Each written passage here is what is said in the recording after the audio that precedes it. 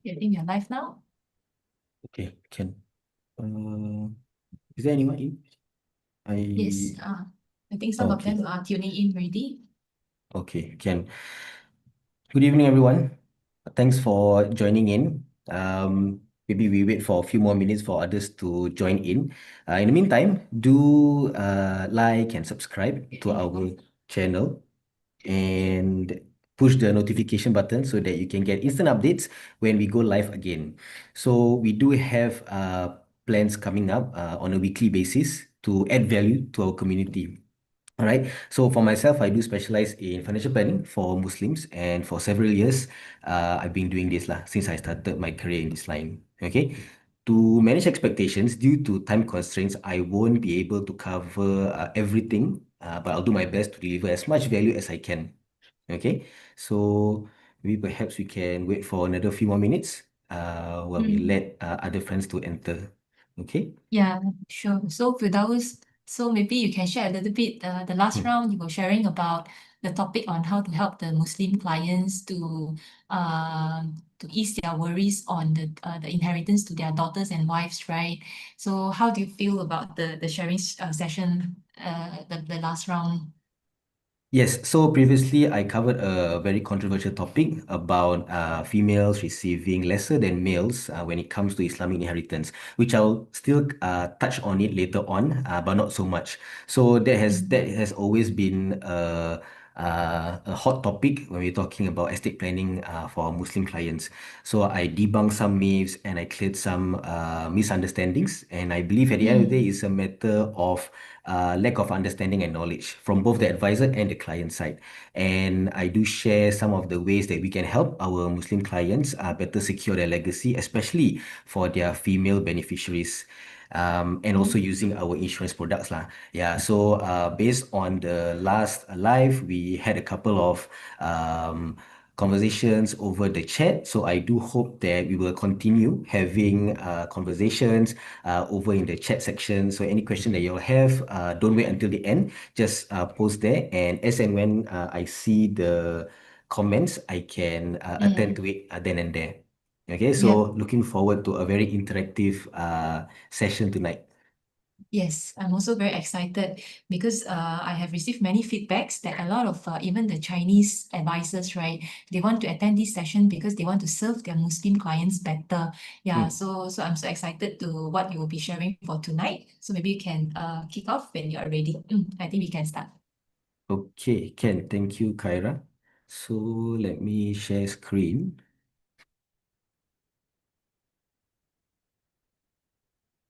Okay, so I believe you can see my screen already. And tonight's topic will be specifically about how we as advisors can use Islamic estate planning as an angle to open doors with our clients, leads, or prospects. Okay, so, okay, right. So, first and foremost, as financial advisors, right, we are problem solvers at heart, right? So we solve our clients' problems using our insurance products. Now, the thing is, we ourselves may face problems as financial advisors. So some of the common problems that I myself face and my colleagues face when it comes to estate planning matters for our clients are the following. The first is we don't know how to get our clients to declare all of their assets and policies, right? Sometimes they can be very guarded and they don't want to declare everything to us. They just tell us what they want and that's what they want us to present to them. Secondly is we're not sure how else to open cases with our Muslim clients, leads or prospects. Sometimes we already close them everything already. We run out of different ways that we can open cases to them. So we know they have surplus. We know that we can still help them, but we may not necessarily know how to do so. Right? So we don't just want to close for the sake of closing, but we also want to close them in a way that benefits them, but we're not sure how. Right? The third one is we run out of ideas or angles to set appointment with them. This is also common, especially when you've been in the industry for a number of years and you have your clients from your first few years in the industry and you already run out of ways to set appointment with them. And they can sense that, oh, this guy or this lady want to meet me just for the sake of closing cases, right? Yeah, so these are the problems that myself and some of my colleagues also face. And tonight, hopefully, my intention is to help address these areas and help you open cases and set appointments with your Muslim clients, list of prospects, and also get them to openly declare or share all their assets and policies with you, okay, for your review. Now, the next thing is, just now I mentioned we are here to help our clients solve their problems, but many a times we may not necessarily know or understand what are the problems that they face that we can help with. Okay, so these are some of the common problems that the clients have that we can assist them with. So, number one, it could be them thinking of how they can actually give equal portions to their children. So this one is something that even the non-Muslims also think about, right? Or sometimes they want to give disproportionate shares to their children. So for Muslims specifically, right, as you may know, as I mentioned just now also, females receive less than males, which means the daughters will receive less than the sons, their brothers. Okay, so this is something sensitive, which I'll address later on, and how we can actually help them equalize the estate to their children. Next, clients face this problem where they're thinking, how can I increase the estate that my wife receives? So for me, how can I increase the estate that my wife receives? Because she's going to receive lesser than some of my other male heirs in my family, which I'll touch on later on. Who are the male heirs that will receive and receive more than my wife? Okay. The third one is, so this one, the question may appear in the female side. Will my husband's brothers inherit from him? Okay, so this is also a common question that I receive, a common concern that the Muslim ladies have that I hopefully want to help to address tonight, and you can also help with your clients' estate planning. Okay, hi Miss Kaching. Yep, happy to see you again. All right. Okay, so in light of the common problems, what if I tell you Islamic estate planning can help you open more cases? What if I tell you Islamic estate planning can help you uncover your client's assets or policies? And what if you don't necessarily have to acquire a lot of additional knowledge to do so? Okay, so tonight will definitely be some sort of a crash course, but I do believe it will still deliver value and you can still walk away with knowledge and insight that can help you set appointments, open and close cases with your Muslim clients. Okay, but at the same time, I won't like bog you with too much knowledge to the point where you feel, okay, I can't do this. All right, so these are the knowledge that even from my agency side have helped some of us qualify for MDRT and COT. Okay, so it's not rocket science. I will help you simplify things and how you can keep track of things without memorizing too much. Okay, so when we're talking about estate planning, right, you may find that some of the things are similar to the non-Muslims estate planning. Okay, so I will distinguish what are the similarities and the non-similarities. Okay, so those are the similarities. You'll find that it's easier for you to grasp because you may have already learned for the non-Muslim side. So now you just need to tweak a bit for the Muslim side. Okay. Yeah. Right. Let's move on to the next one. Okay, so there's this term called faraid. All right, so faraid or faraid law, it means Islamic inheritance. Faraid is an Arabic term which means Islamic inheritance. Okay, so the first thing I want to give is a disclaimer. Okay, Islam itself as a religion is perfect, but Muslims may not necessarily be. Muslims are not perfect. So the religion, like any other religion that we believe in, is perfect. If everyone follow to a T, exactly, right? But the practitioners may not be. So we are not here to say that, oh, this religion is perfect, this religion's way is better. No, no, no. If everybody follow everything that religion teaches, I believe the world will be a perfect place. But that's not the reality, right? Yeah. So over here, we are trying to solve problems before they arise, number one. Number two, we want to solve problems that are already existent. Okay, bearing in mind that the practitioners, the Muslims themselves, may not be perfect like the religion. Okay. Next, estate planning falls under Faraid law. Okay, so estate planning falls under the Islamic inheritance law. And in Singapore, we are governed under the Administration of Muslim Law Act, as opposed to the Intestate Succession Act for the non-Muslims. So there's the ISA for the non-Muslims, and then there's the AMLA for short for Muslims. Okay, so another thing, this is a core component in Islamic inheritance, which is a male heir requirement. There needs to be a male beneficiary who receives from the deceased estate, because he will be entrusted and responsible to take care of the females that the deceased leave behind. Okay, so this is a very important component, and this is one of the reasons why the male receive more than the female, because as you can see, is the responsibility part. And even if, let's say, the disease doesn't leave anything behind for the beneficiaries, the responsibility over the males to take care of the females is still there. Okay, so the responsibility and the inheritance money, right, is two separate things. The responsibility will always be there, regardless of how much the males receive. Okay, so this is something that a lot of the males in the Muslim community, either they don't know, they don't understand, or they choose not to abide. So that becomes a major problem. That is when um, the feeling of unfairness arises. So this is where a lot of females will say that, oh, Islamic inheritance is not fair. Why the males receive more than the females? You know, they take the money and they run away. They never take care of our parents. And my parents pass away, then they show up. All of these things happen. Okay, if only everyone follow the law properly and correctly, then again, like I said, the world will be a perfect place. Okay, but that's not the reality. So that's where we come in to help solve this problem, either before it becomes a problem, or to solve the existing problem that is already there for our clients. And when we're talking about the males, we are particularly following the males on the husband side and the father side as well. Okay, so in Singapore context, you may have heard, or you may have come across this acronym, which is MUIS. So MUIS is the government agency in Singapore that guides the Muslims with their day-to-day affairs, the religious affairs. And then we have the Mufti, which is the head Islamic scholar. So every country or every state, they have a Mufti who is the head scholar in that place. And in Singapore, the head scholar Mufti will work together with MUIS to come up with the different guidance for Muslims to carry out our religious affairs on a day-to-day basis. So, for example, during COVID, as you may know, Muslim men needs to attend Friday prayers every week, right?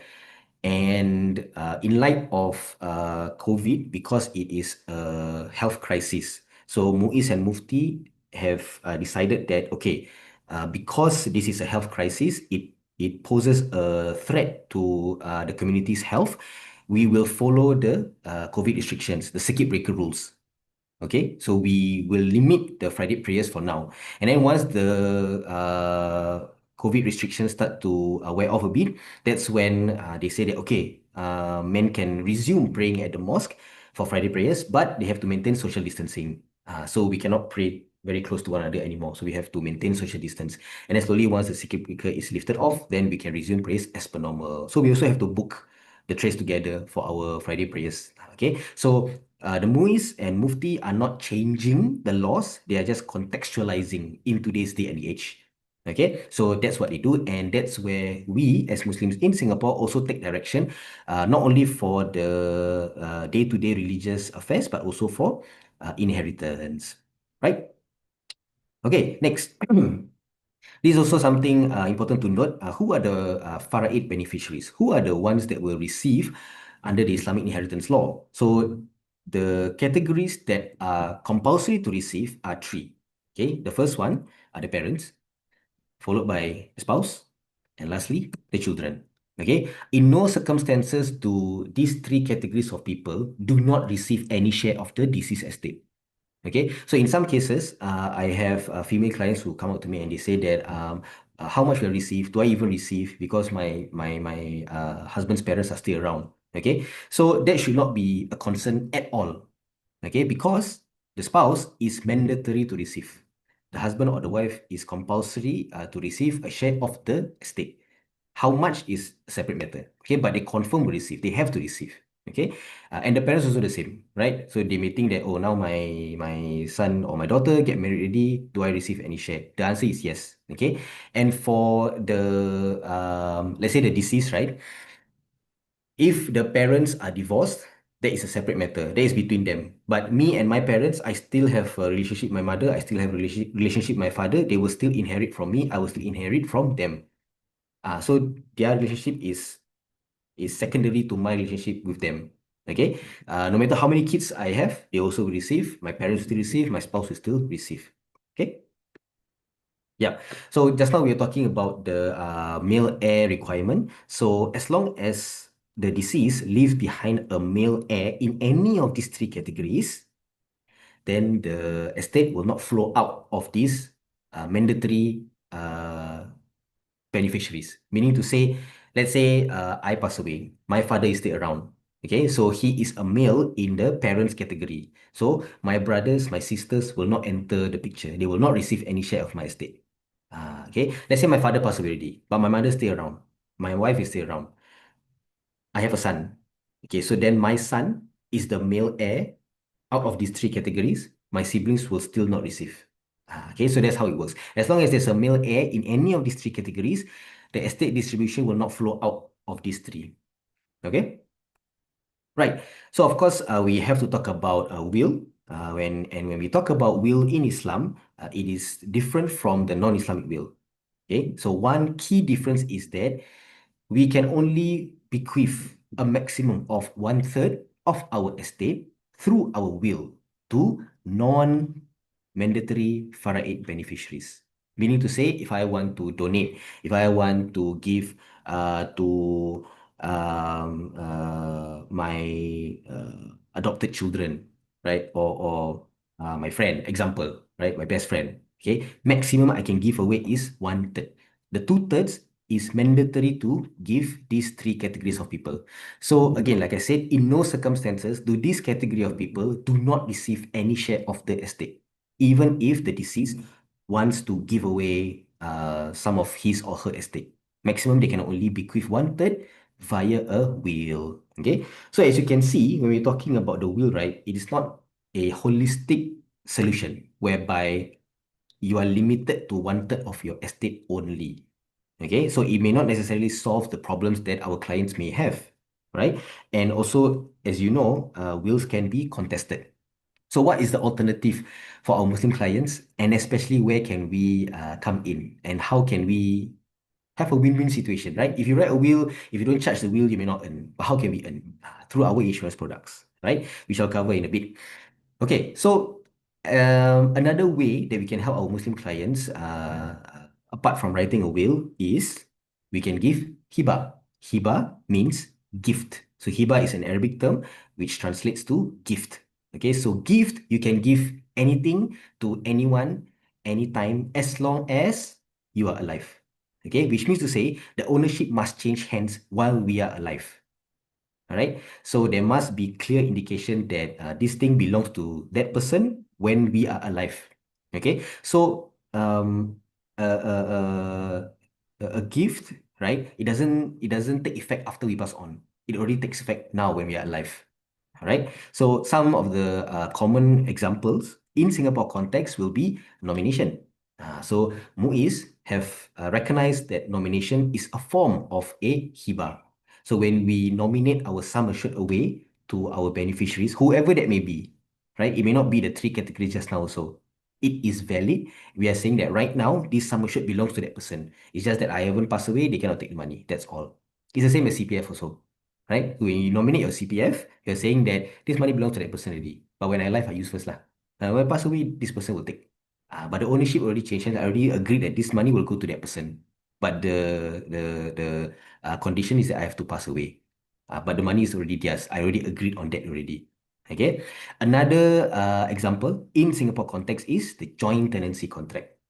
So this is also very important because there was a time where before MUIS recognized joint tenancy as a valid form of hiba, when the husband pass away or the father pass away, the family members, the siblings, right? They may pressure the widow, the wife of the deceased, to sell the house because they said, oh, we have a share in your husband or your father's house. Okay, and then what happens? Yes, the wife still receive a share of the sale of the house, but we know it's not enough to buy another house, right? Because it's already split among other people. So when that happens, it becomes detrimental to the widow, to the children, especially if they are young. So MUIS stepped in and they realized that, hey, you know what? Joint tenancy is a form of hiba and it serves the purpose of faraid law, which is to take care of the living that the deceased leave behind. So that is a very important part of Islamic inheritance, which we will revisit in a while. Okay. Let me see. We have a question here. Faraid beneficiary means I only can give to you, my father, although I have a son. Wait, let me read it again. Faraid beneficiary means I only can give to my father, although I have a son. Yes. So your father is compulsory to receive a share of your estate. Okay, I hope that answered the question. How do you determine the one third of the estate? Is it based on value? Yes. So for example, if all you take all of your asset and you plus together, let's say you have $900,000 worth in value. Okay. So maximum you can only give away $300,000, which makes up one third of your total estate. So that 300,000 you can give to charity, you can give to your siblings, you can give to your friend, anyone. Okay, but the 600,000 has to go to your parents, your spouse, and your children. Okay, I hope that answers the question. Thank you for the question. Keep them coming. I'll be more than happy to address. Okay. Next, trust. So a trust is also a form of hibah. It's a gift, right? So the trust, as you may know, there are different types of trust. So mainly, I'll be touching on the living trust and the testamentary trust. So for living trust, definitely can be done, no problem, because I'm alive. I'm giving away gifts now. I'm setting up the trust to give away my assets now when I'm alive. No issue. Testamentary trust. Okay, so testamentary trust, we have to be careful because it will take effect when we pass away. But the ownership has to change hands while we are alive. Meaning to say, we can no longer have claim over what happens to the contents of the trust when we are alive. Okay, so once we set up the trust, we can no longer change. Okay, and this one also still we have to be careful because we can unknowingly or even knowingly go against the purpose or the objective of Islamic inheritance, which is to take care of the living. Okay, so one of the common testamentary trust that is allowed and in fact encouraged by MUIS themselves is the trust for special needs children. Because as we know, they may not necessarily be able to take care of themselves, especially financially. So that's where a testamentary trust, which will help them financially for the rest of their life, will be very beneficial, if not crucial and essential. Okay, so testamentary trust, we have to be careful in not doing it for the sake of bypassing Faraid law, which I also touch in a bit. Okay, right. So we have another question. If I don't want to give to my father and I only want to give to my son, I need to plan for this hiba when I'm alive. The short answer is yes, but I will touch on the part about not giving to the father. Okay, in a bit. All right. Okay. So in Singapore, it's very important that whatever we do, it has to not only abide by the Faraid law, but also the civil law. Okay, so for example, the joint tenancy is recognized both under civil and the Faraid law. So it's fine, right? Nomination also recognized under civil law and the Faraid law. Yeah. So whatever we want to do, we have to make sure that it abides by both civil law and Faraid law. Okay. All right. So, importance of estate planning in Islam. Okay. So, what makes it so important and what can we say to our clients? So, these are the things that I will share either from the Quran, the Holy Book, which are God's words, or what our Prophet Muhammad, peace be upon him, has said, right, in his guidance. So the first one, our Prophet, peace be upon him, Muhammad, said that to leave our heirs wealthy is better than to leave them poor, begging from people.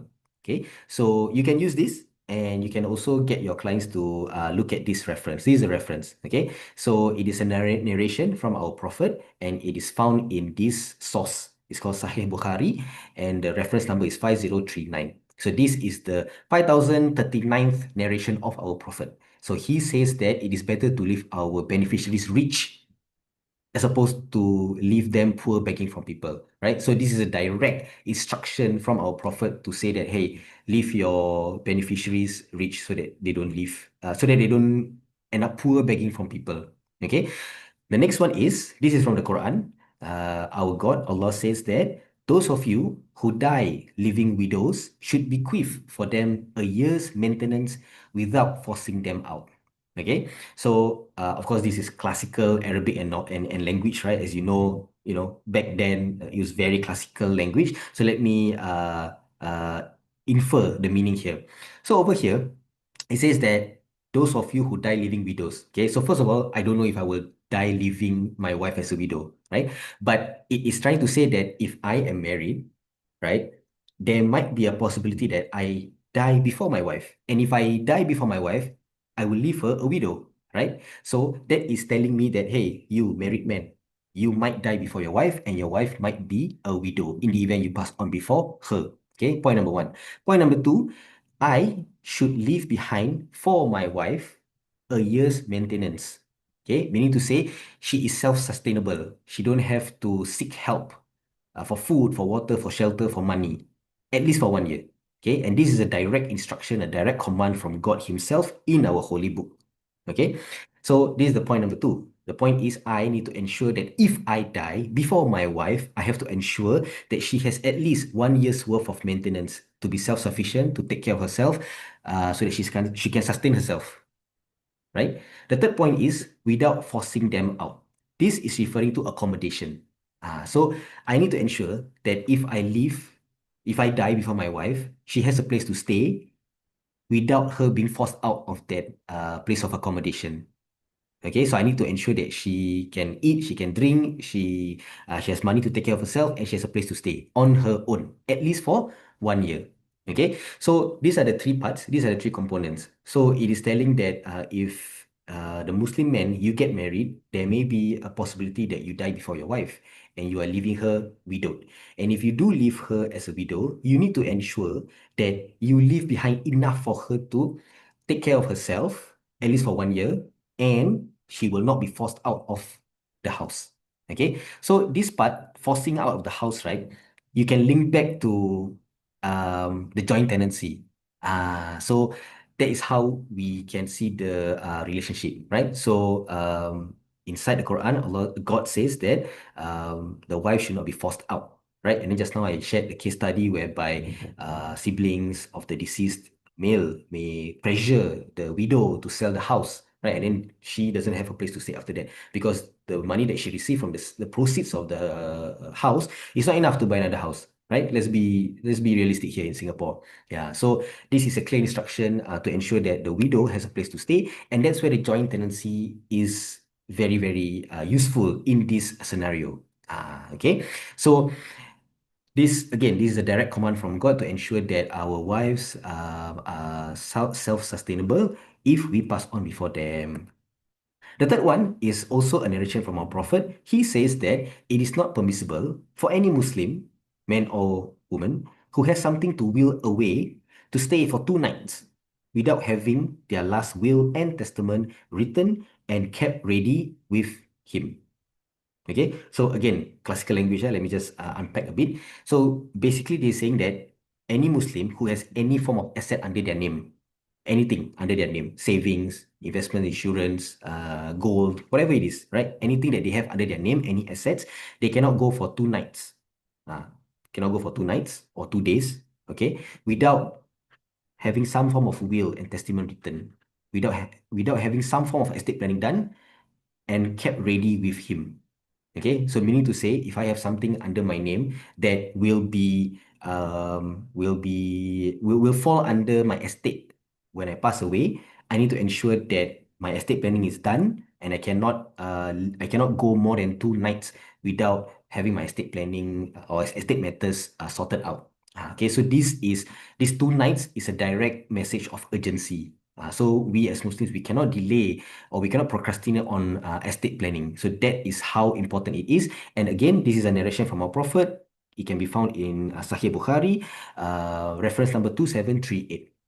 Okay, so from here, right, these are the three instructions or even commands in Islam telling us Muslims to have our estate matters sorted out, to have our estate planning done, right? So the first one, we know that it is better to leave our beneficiaries rich. Okay, so, you know, from there, you can talk about the 9 times the 9 times annual income that LIA recommends. Okay, then the next one is we see how it is so important to take care of the wives even after the husband passes on, at least for 1 year. But again, in today's context, right, 1 year is not enough, right? This verse is just saying that you need to make sure that your wife is taken care of after you pass away, and you need to ensure that she has an accommodation after you pass away. Right, so we need to ensure that wives are taken care of after we pass away, at least for a year. But again, in Singapore's context, the most expensive city in the world, 1 year is not enough. So that's where we can direct them to the LIA's recommendation of 9 times annual income for death coverage.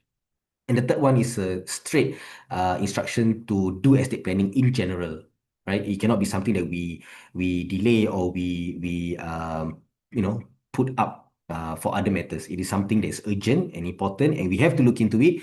So much so that we only have 2 nights maximum, and we need to have our estate matters sorted out.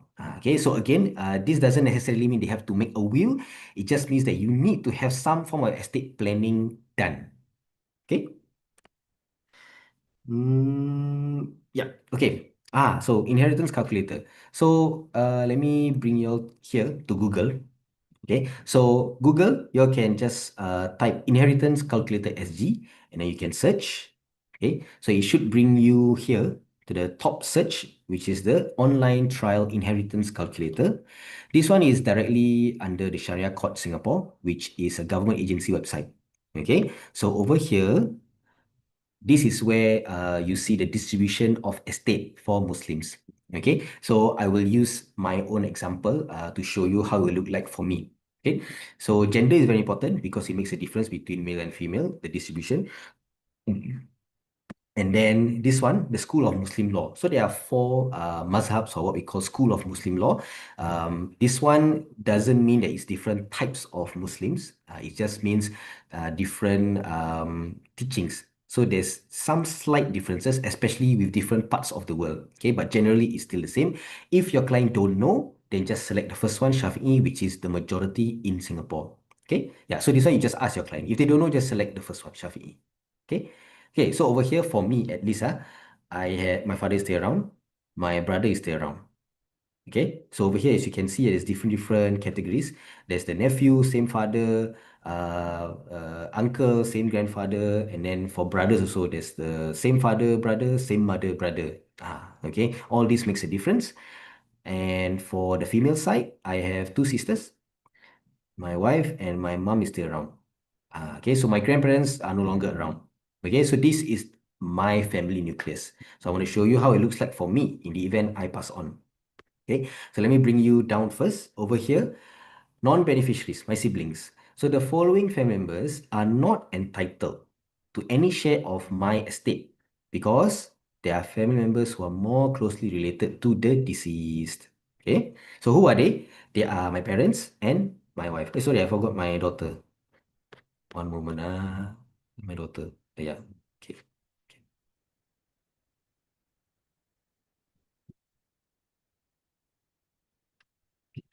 Calculate.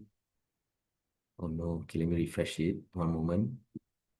Okay, let me just do it again. Okay, wait. Gender. Okay, father, brother, sister, daughter, wife, mother. Okay. Okay. So my siblings will not receive anything. All of my estate divided into 24 parts. Okay, so 24 parts is 100%. All right. And over here, as you can see, the 3 categories of people receive: my parents, my spouse, my children. Okay. So as you can see, right, my daughter will inherit half of what I have, followed by my father, who will receive 5 shares, followed by my mother. Lastly, my wife, 3 shares. Okay, so this part, the distribution rules, you do not have to learn or memorize or even understand. I myself also don't memorize. I learn, but I don't memorize. Okay, because it's not important. What's most important is how much they receive and what you want to do with this information. Okay, so this is the information that we can show our clients, because some Muslims in Singapore, they may not necessarily know about this calculator. They may not necessarily know who receives what and who receives how much. Okay, so once you show them this, then you can ask them the most important question, which is, are you okay with this distribution? Okay, so some of them may say that I think my daughter is receiving too much, or my parents are not receiving a lot, or I should give my wife more. If you ask a male client, and then if you ask a female client, oh, I only receive that much. Cannot be lah. I should receive more than my husband's parents. They're no longer taking care of him. In fact, I do more for him than they ever did. Right? Cannot be that my daughter receive more than me. What? I'm still taking care of her. Yeah. So all these are valid questions and valid concerns also. Okay. So you just let them talk. And then you get the information, right? Fact find, and then we can propose the necessary applicable or eligible insurance products to help them solve those problems. So you get as much information from them as much as possible. See how they feel about this distribution. Okay. Then we move on. What can we do for our clients? Okay, which ties into the question just now about not giving fathers. Okay, so um, before I go into the case studies, right, as you know, our insurance product, we can give a nomination, right, and it's already quite strong in the eyes of the civil law nomination. But in some cases, people can still contest the nomination. Okay, so in some cases, I heard where, let's say, the deceased, they make a nomination many, many years ago. Then suddenly, a few weeks or a few months before he or she passes on, they change the nomination, especially to someone who may not necessarily have insurable interests. Then when the person pass on, the other family members, they contest. They say that something's fishy with this change of nomination. How is it that for decades, my father or my mother or my husband, my wife did not change the nomination? Suddenly, a few weeks or few months before he or she passes on, they change the nomination to this person who doesn't even have insurable interest. Then it becomes contestable. Then they go to court. Okay, then investigation, all that happens. But as you know, there are two types of nominations, the revocable and irrevocable nomination. So the irrevocable nomination is also known as the trust nomination. That one cannot change, right? Cannot be contested. So if you want like foolproof, confirm plus chop estate planning that doesn't change, it's not contestable, do trust nomination, do irrevocable nomination. Then you can give your wife, you can give your daughter, you can give your mother without any contest. Doesn't matter the reason why also. That money will be paid out to them. Okay? So that's where our insurance product can come in. We can propose to them insurance products and then make the nomination to help them solve whatever problems that they may have. Okay, so speaking of problems, let's dive into the case studies. Okay, so scenario one, let's say this person, be it male or female, they have two children, okay, or more children, but they have both genders, male and female, right? Sons and daughters. So what is the angle that we can go with for this particular profile of clients, right? So we can talk about estate equalization. So simple question. So and so, I'm sure you are aware that your daughter will receive lesser than your son. In fact, half. Okay, regardless of who is more filial, right? Would you want to give equal shares to both your children? Would you want to give them a fair amount? Would you want your daughter to receive the same amount as your son? Will you not want to distinguish the two? Okay, so simple things like that. Okay, and more often than not, people would say yes. Okay, so estate equalization is one. So this one, even for the non-Muslim also, they want estate equalization, right? Especially for the high net worth, right? You know that let's say this child gets my business, this child get my property, this child get my cash, but it's all different value. So how do you help them? You propose to them life insurance like UL, and then nominate accordingly the percentage so that everything is equal. So for Muslim side, because the inheritance law mandates the son receive double of the daughter, that's where you can use estate equalization angle to speak to your clients. Next, scenario two. This person does not have a son, only daughters. And his father is no longer around. And he has brothers. Okay, so let's go back to the three categories. The spouse, the parents, the children are mandatory to receive. Okay, so assuming this person is a male, okay, no sons, only daughters. So the children category, no male heir. The father is no longer around, which means the parent category, no male heir. So of course, he's a male, he married a female, so there's no male heir in that category. So in this scenario, because there's no immediate male heir in these three categories, his brothers will enter the picture. So what is the angle that you can that you can enter with for your Muslim clients. You can ensure self-sufficiency. Okay, so you can speak to your clients, so and so. I'm sure you're aware that in the event you pass on, because your father is no longer around and you don't have a son, your brothers will come into the picture. Or if you're talking to the female client, you say that your husband's brothers will come into the picture. So is that something that you would want, or is that something that you want to look into to ensure self-sufficiency for your wife and for your daughters?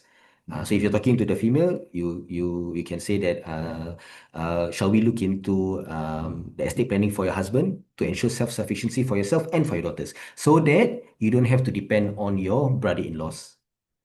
Okay. Scenario 3. This person is married and the parents are still around. Okay, so doesn't matter whether got children or not. The one angle that you can come up with is you can talk about increasing the inheritance for the wife to receive. So as you can see just now, my wife will receive the least amount of shares out of my parents and my daughter, which is only 3 shares. Right? So I can nominate a insurance policy to her to increase the inheritance that she receives. Okay, so same thing. You can talk to the male client. You say that as you can see, your wife will receive the least amount, right? But she may still very well be taking care of your daughter. And considering that she's a housewife, she may need time to readjust her lifestyle and finances. Yeah. So your father being old, right? He may not necessarily be able to take care of your wife and your daughter. So why don't we work on increasing the inheritance for your wife so that she can sustain herself and her daughter also. Okay. So these are some of the angles that we can use to approach our Muslim clients. Okay, and the narrations just now, the Islamic verses just now that I mentioned, right? This can also be used to open the conversations with our Muslim clients, prospects, or leads. Okay, but of course, we don't say things like, "Hey, I thought you know already. You need to leave behind something for your wife. God already say in the Quran what?" Okay, one way you can go about it is you can say that so and so. I just learned that in the Quran, God says that you need to leave behind maintenance for your widows if you pass away before them. So shall we look into how much your wife would receive in the event you pass on before her? So again, you can flip the script for the female side. So and so, I just learned that your husband needs to leave behind maintenance for you and ensure that you're not forced out of the house. Shall we look into the estate planning matters for your husband to ensure that you're well taken care of? Okay, so same thing, just need to change a bit on it. And then the same thing, you can use the first narration also. So and so, I just learned that, or I'm aware that your prophet, peace be upon him, has advised to leave your heirs rich better than, to have them poor begging from people. Shall we look at how much they would actually receive and calculate whether that would be enough? And in terms of enough, I will follow what Life Insurance Association of Singapore has guided me. I won't come up with my own calculation. They recommend 9 times annual income. Okay. And then the last one, same thing, right? So and so, I just learned that Muslims should ensure that they have some estate planning done. If not a will, at least nomination. If they have any assets with them and they cannot, delay more than 2 nights. Shall we look into your estate matters to ensure everything is in order? Okay, so you can use that angles. And of course, you can show the inheritance calculator and then you ask them, is this something that you're okay with? Do you want to give your parents more? Do you want to give your spouse more? Do you want to give your children more? Right? And then, of course, in these scenarios, you can talk about estate equalization, you can talk about ensuring self-sufficiency, or you can just, in general, talk about increasing the amount that they would receive. Okay, especially the females. Yeah, so these are some of the angles that you can use to set appointment, some of the angles that you can use to open conversation and also open cases. Okay. We got one more here. What if I am not married, but I want to leave my inheritance to my nephew? Good question. So number one, if you write a will, you can bequeath 1/3 maximum to your nephew, or you can get a life insurance policy or any insurance policy for that matter that have a sum assured payout, and then you can nominate it to your nephew.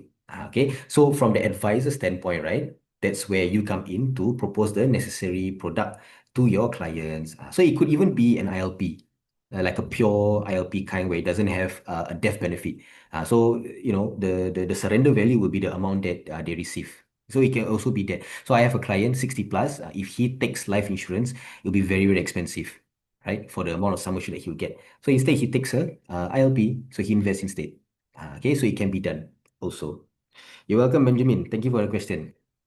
Right. In terms of inheritance distribution, these are the similarities with non-Muslims. First and foremost, we can talk about increasing the size of estate for beneficiaries, even if there's no concerns for them, right? Let's say that I'm perfectly fine with my daughter receiving half, my parents receiving as such, and my wife receiving the least. I'm okay with that actually. But you can just talk in general. Okay, since you're okay, why don't we talk about increasing the size of estate for them? Because considering Singapore is the most expensive city in the world, your wife is a homemaker, your parents are old and they are retired already, they are depending on you. Why don't we talk about increasing them? So this will also be the last gift that your parents will ever receive from you. So this is the last love letter that your children will receive from you, right? Same thing as the non-Muslims. Charitable causes, I've also closed client with that angle. Of course, covering debts. So for debts, it's more important for Muslims because we believe that we will not be able to enter heaven if we have debts. So it's very important for Muslims to settle any liabilities that we have before we pass on, or at least our family has money to pay off our liabilities and debts and loans in the event we pass on. Otherwise, we cannot enter the gates of heaven. And it's a very serious thing also. Next, if you have foster family members, all right. From my understanding, even for the non-Muslim, if you have foster family members, they are not entitled to your inheritance, vice versa. And lastly, of course, business succession planning. Yeah, so this one is a whole another topic on its own. But generally speaking, it's the same. Muslims also need to look into business succession planning if they have businesses of their own, especially if they have business partners. Specific to Muslims, so we can talk about giving more to females in general. It could be their sisters, their mothers, their daughters, their wife, right?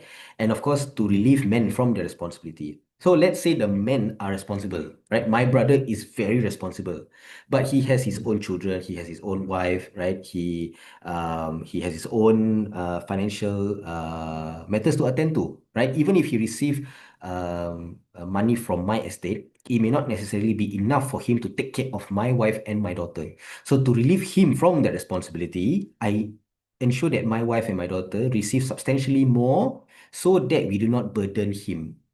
Okay, so it's not that he doesn't want to take care. He is not capable of doing so. Right? So again, the reality of it is living in Singapore, the most expensive city in the world, we also have to understand this part. Okay? If you have non-Muslim family members, that's where we can also get life insurance policy and nominate to them because for Muslims, non-Muslims cannot inherit from us. So I have one client, she converted to Islam. Her parents, her brother, her son did not convert. That is where insurance nomination is very, very vital for her. CPF nomination also. Nomination in general. Okay. That is another angle that we can use if our clients have non-Muslim family members. And lastly, if they have children who are adopted or born out of wedlock. So for children born out of wedlock, these children do not have a legitimate Islamic relationship with their biological fathers.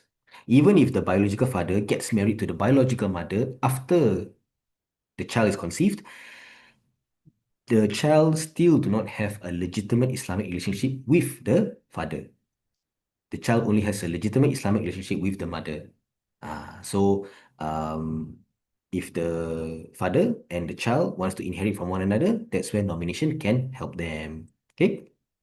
Okay. In application, Islamic inheritance law should not be used to bypass, estate planning should not be used to bypass Islamic inheritance for selfish reasons.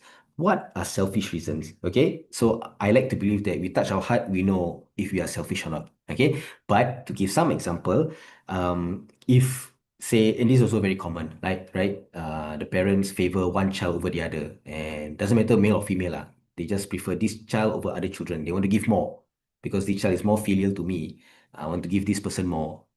So that is not a valid reason, right? So our preference for one child over the other is not a valid reason to like nominate more or will away one third to that person or set up a trust to ensure everything bypass faraid law.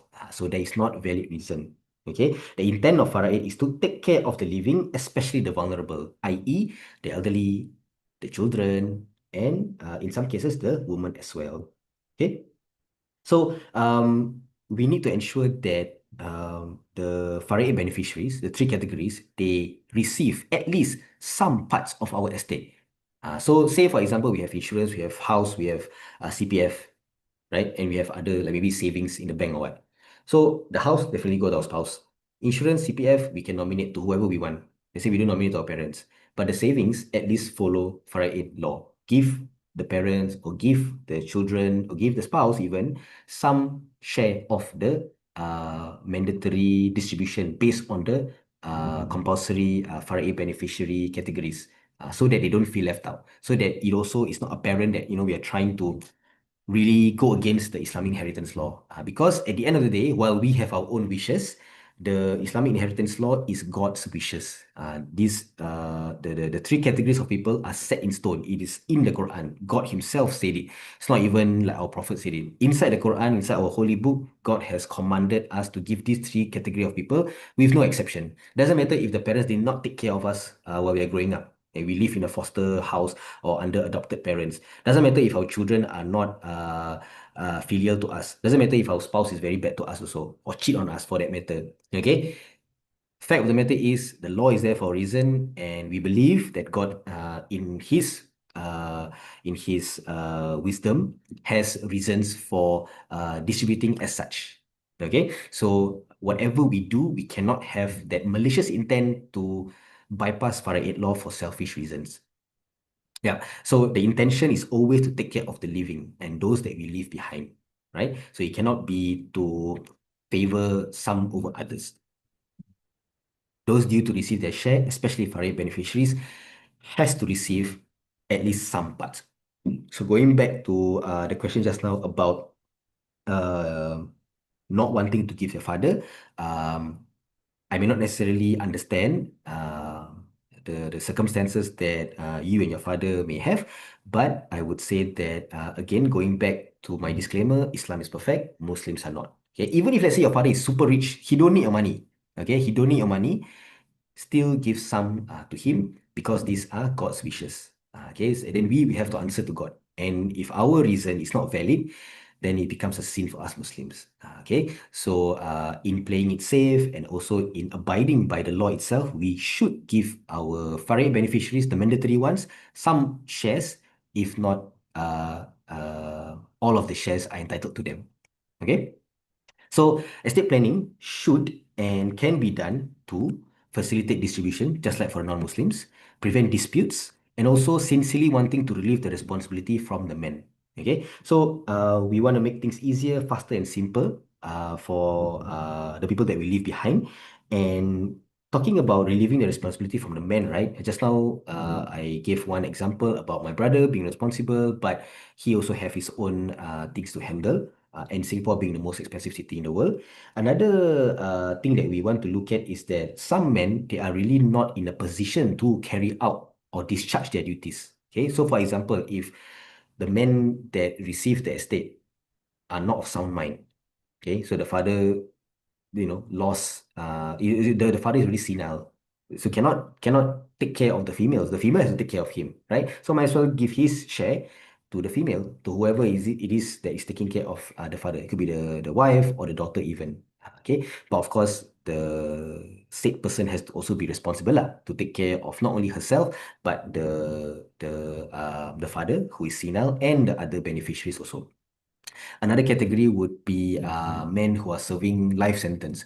So you know for a fact that they are not leaving prison at all ever, right? So they will never be able to discharge their duties. Might as well give that money to somebody outside of prison who can take care of the rest of the beneficiaries.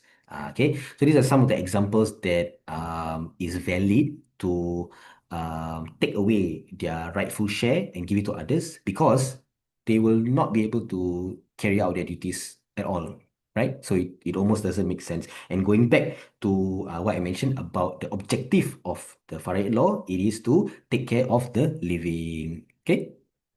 Okay, so we have come to the end of our sharing session, and I really hope that I managed to add as much value as possible to you guys. I've already taken some questions. Now we can open the floor to more questions or any other discussions that our viewers may have. All right, so we have a few minutes before we strike 10 o'clock. I will open and I will look at the chat box to see if there's any other questions or any discussions that we may have. Okay, so yeah, keep them coming. There's still time.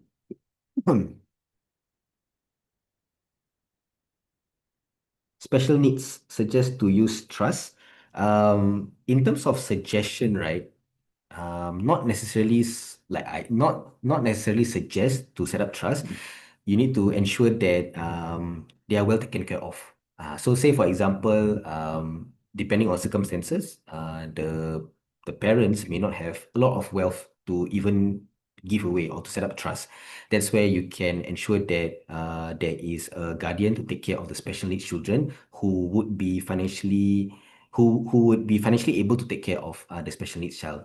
So not necessarily set up a trust, but need to have some planning in place. And trust is one of the ways that you can do it. And MUIS themselves have a partnership with the SNTC, Special Needs Trust Company in Singapore. Yeah, so they give some discounts for parents with kids with special needs. Yeah. And again, you don't necessarily even have to set up a trust per se. You can do up a trust nomination. Okay. Thank you for the question, Ms. Kaching.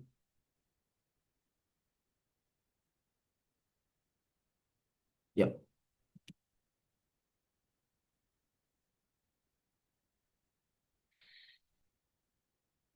Okay, is there any other questions from the floor? So if we don't have, okay, so Firdaus, thank you for the wonderful sharing for the last 1 hour. So I forgot to wish you Selamat Hari Raya. Thank I you. hope you had a great celebration for the last few days. And also Yep.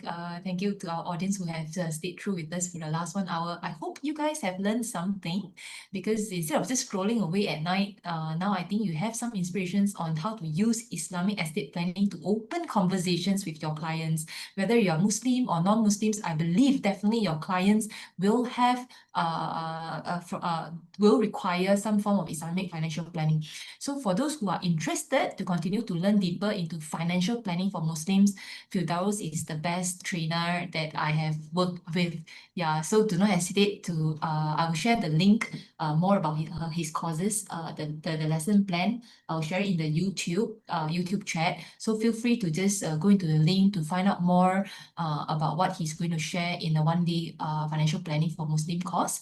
It is it's super affordable, because IBF will be funding up to 70%, and with the Skills Future credit, you don't even need to fork out any cash. So it could be a zero cash outlay. So take full use of this opportunity that is funded by the government, and learn something so that you can benefit your Muslim clients better. Yeah, so I guess that's all from me, Firdaus. If there's anything you want to add. No, yeah. So thank you everyone for attending and for the discussions and questions. Yeah, like Kyra said, there's a lot more to share, and I hope to see you all at our next run for the Islamic finance course and for our upcoming lives. Okay, thank you so much. Yeah, with that said, I wish everyone a restful night, and see you again this Thursday. Actually, we have another interesting topic on legacy planning by Darren, and then Firdaus will be speaking for the last time next Tuesday. So make sure you guys turn on the YouTube notification or join our Telegram to get instant updates when we go live. Yeah, with that said, good night. Yeah. Bye bye.